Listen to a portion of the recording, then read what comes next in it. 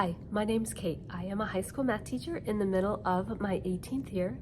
For today's Vlogmas video, I thought that I would share with you guys some just subplan tips and just subplan ideas. One of my subscribers reached out and said that they would like a video just talking about kind of different activities and ideas to use when you had a sub. So that's what we're going to talk about in today's video. I first want to apologize. My voice is definitely a little off. Feeling a little off this morning, the week, before Christmas break. So hopefully I can kick this. I do want to show you guys. I have a fun shirt today. I think it works well. I'm fine. It's fine. Everything's fine. Yeah. Definitely the week before, Christmas break, a little hectic. So when I have a sub, and some of this has become new because I am in a new district and they have requirements. So this new district that I'm in, the requirements are that the kids have to have at least 3 different tasks, and those tasks can't really be more than like 30, 45 minutes each, because they don't want, the teacher just leaving them, here's one thing that's gonna take 90 minutes, and I get that. So that's really forced me to think of kind of chunking my sub-plan lessons into smaller things. So the first thing that I always have my kids do when I have a sub is work on a warm-up. I do warm-ups most days in class anyway, so this isn't anything completely new, but I will have them work on the warm-up. Normally when I'm in class, I go over the answers with the kids afterwards.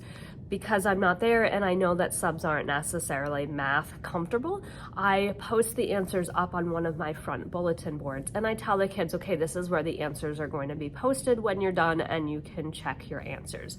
And so that takes the kids anywhere between 20 and 15, 20 minutes, really depending on how long the warm-up is. Maybe 10 to 20 minutes. So that's one thing that I encourage. If you do warm-ups, continue to do warm-ups when you have a sub. Other activities that I love to do with a sub are any sort of self-checking activity. So I have a lot of activities that I love using with my kids. I love using mystery activities. So I'll post a couple of pictures up here of some of those that I've used this year. So mystery activities, which are up here, are really fun because, there's different lengths. There's anywhere between 6, 9, 12, and 15 problems. So, decide how many problems you want the kids to practice and how long you really want it to take for the kids to work through. And these are nice because the kids work through the problems and then they have the answers that they can check. The one that I just gave my kids is on compositions of functions, and so they have a little story problem here, and here are all of the clues, or the the who, where, whens that they're going to cross off. And so they solve all of the problems. So with this one, I gave my kids 12 problems to do, and this was a homework problem. And as they get their answer for number 1, they find their answer over here. And if the answer is not on here, then the kids know that they made a mistake someplace, and they can go back and they can redo that problem. So I really like these mystery activities because, again, it's self-checking, so the kids know whether they did it right or wrong, and they don't need quite as much help with these types of problems. Another type of activity that I like leaving for my sub is, again, another self-checking activity, and those are mazes. So I've got tons and tons of mazes for my kids. And the reason why I like the mazes, again, is it's because it's a self-checking activity. So just looking at this newest one that I'm working on, finding domain from an equation that my kids are doing. So in most cases, there's enough space inside the boxes, at least the ones that I make for my kids to do, so that they can do the work right here. If not, they can do the work on the back, and they work through the maze. And again, the kids are able to realize, oh, I got the wrong answer. That means I made a mistake someplace. Now, it does take a little bit of time sometimes to train our kids to realize, hey, I got the wrong answer. I'm not just gonna pick a random path, but I'm gonna go back and I'm gonna figure it out. So I really like these mazes. I would say that mazes are definitely shorter than the mysteries, especially if you go with the 12 or the 15 mystery problems. At least when I make the mazes, I tend to make the the problems a little bit. They're more of the basic concepts, the ones that don't take a huge amount of space. That way, for the most part, they can fit their work within these mazes. So I do like to leave those for kids. Some of the mazes that I have, like here, I've got just 3 different levels of those. So I can say, okay, you guys need to do 2 of the 3 different mazes, and that'll just get them a little bit more practice. Or I'll have 2 different concepts. Okay, you guys need to work on, finding distance maze and finding slope maze, depending, if I was in a geometry class right now teaching those.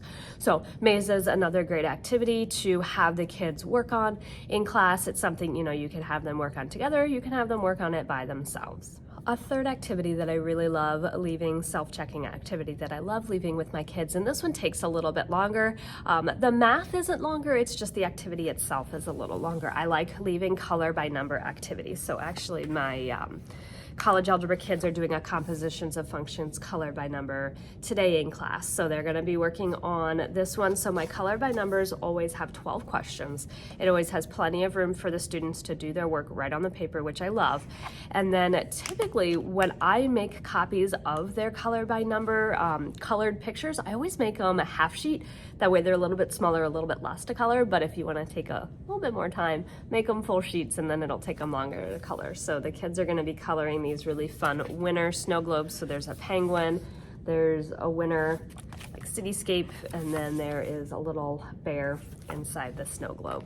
So I like these activities because the kids work on the math part, which takes, a good amount of time, and then they get to de-stress a little bit while coloring a picture. And so I always make sure that I leave crayons or colored pencils out, and I do leave scissors because I tell the kids, okay, I want you guys to color this, I want you to cut it out, write your name right on the back of it, and then turn that in. And that tends to occupy the kids. The kids seem to enjoy coloring, even the high school kids, most of them anyway. So I really enjoy leaving color by numbers for the kids, and they seem to really enjoy those type of activities. A different type of activity that I like to leave my kids is a digital self-checking activity using Google Sheets.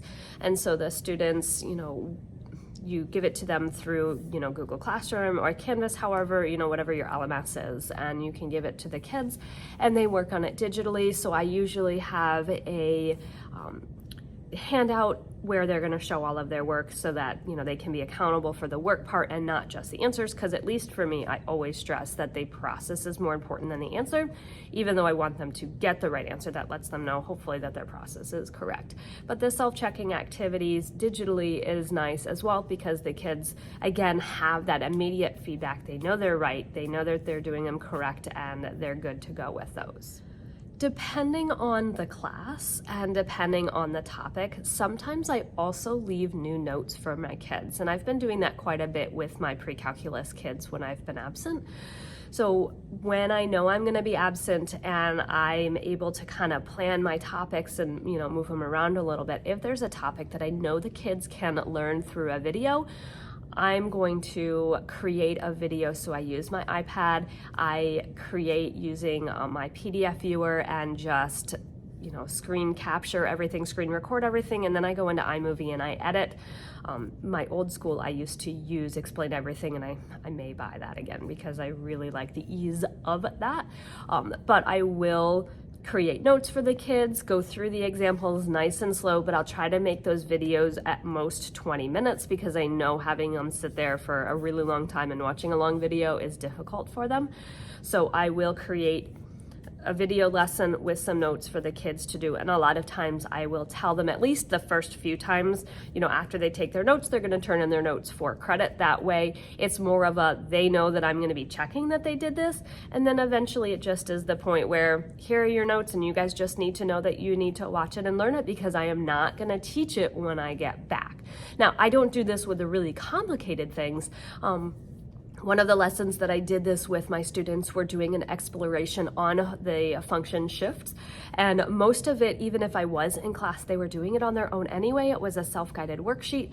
So the video lesson was just explaining and reminding them how they can use their TI-83 graphing calculators, which are the ones that we have in class, to graph the different functions to answer those questions, and just showing them a quick how you can use Desmos to also graph these functions and answer the questions. And then the kids worked through the worksheet And then I did a short video afterwards just talking about some of those key points, making sure they understood the shift left and right, up, down, and those vertical stretches and the reflections. And so, you know, again, depending on those topics, I will create videos for the kids to do. And so far, the kids really haven't complained and said, oh, it's too hard to learn from the videos. But again, it's because I choose those more basic topics to, you know, work with the kids. So those are just a couple of ideas that I like to use when I have subs. Again, I try to, for the most part, find things that are very independent, the kids can do on their own. For the most part, things that the kids already know how to do. It's not something, you know, that I just taught them brand new and then I'm expecting them to be able to completely do it on their own. It's something that we've worked on for a day or two first, and it acts more as a good review for the kids. So I would love to know, what are some types of sub activities that you leave for your kids? Do you have any like go-tos that your kids just know, hey, when you have a sub, this is what they're gonna do? I'd love for you guys to leave those in the descriptions and the comments below. I will leave links to all of my mystery activities from TPT, my maze activities, and my color by number activities. I have a few digital activities. That's something that I'm working in. I do find, because I teach the upper level math, I find it's harder to have kids answer a lot of, you know, the more complicated digital, you know, answers digitally, but I'm working on figuring out different ways to do that. So I will leave links to all of these different topics in the description below if it's something that you guys are interested in checking out. Otherwise, I hope you guys found this video helpful. If you did, please give it a thumbs up. If you are interested in following along more with my journey as I teach, please subscribe. I do upload videos every Friday and every day here during Vlogmas. Have a wonderful day, guys. Bye.